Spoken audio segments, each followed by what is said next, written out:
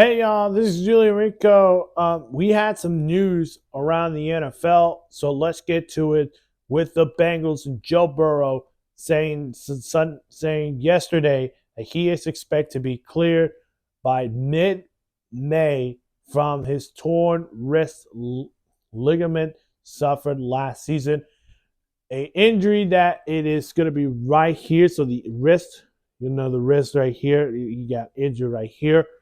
uh, he is expected to have that. So um, we are wishing Joe Burrow really best of luck as he's getting his cleared. So congrats to him. Then the biggest storyline, and I'll save that for last. But for now, let's continue.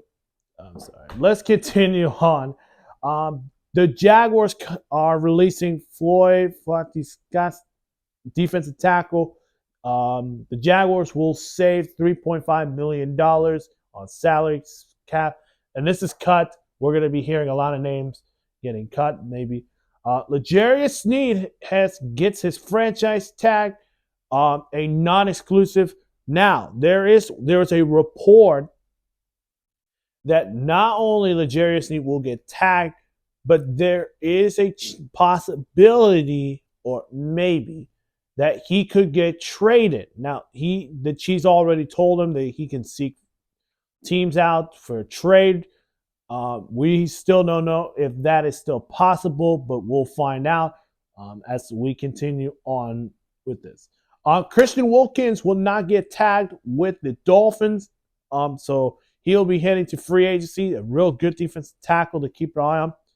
Alexander Madison from the Vikings, well, former Vikings running back Alexander Madison has officially been released.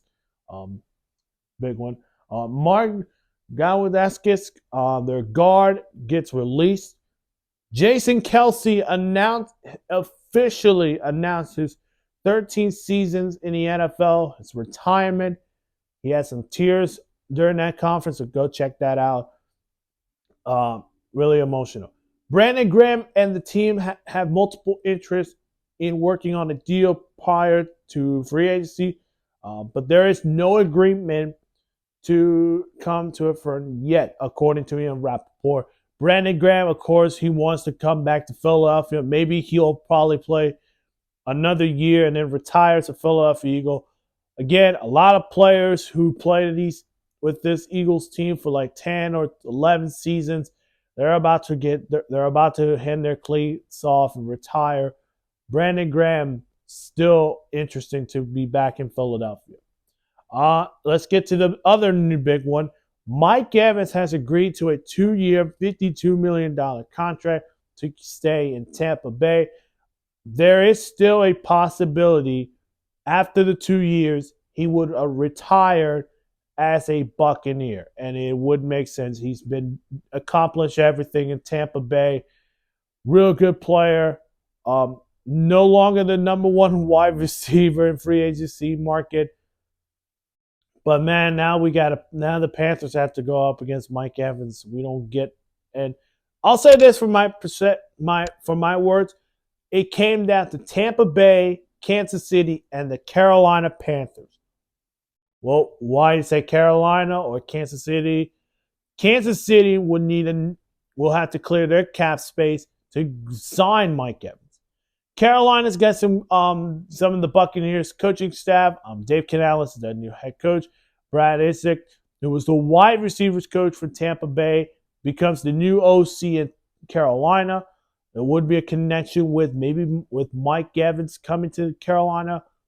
Unfortunately, that doesn't work out. It is Tampa Bay giving him a 2-year, $52 million deal.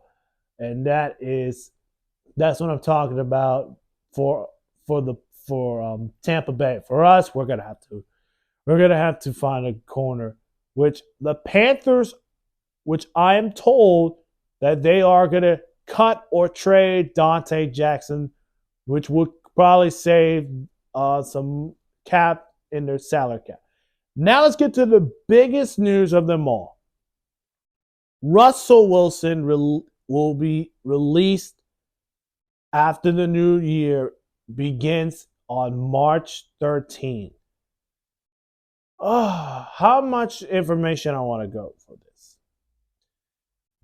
Denver will still have to pay Russell Wilson $39 million fully guaranteed this year.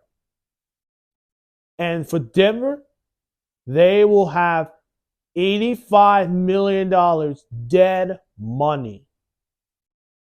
So who won the trade? The Seahawks or the Broncos? The Seahawks won the Russell Wilson trade. And that's not what we're going to be hearing about. We're not going to talk about that. But for Russell Wilson, first year in Denver, blow it up. Boom. Here comes Sean Payton. Hallelujah. This was this close to get to the playoffs. Unfortunately, Sean Payton decides that maybe Russell Wilson isn't his quarterback. The marriage with him and Wilson, no longer. So where's Denver at? So go to my mock draft, as I had the Broncos drafting J.J. McCarthy.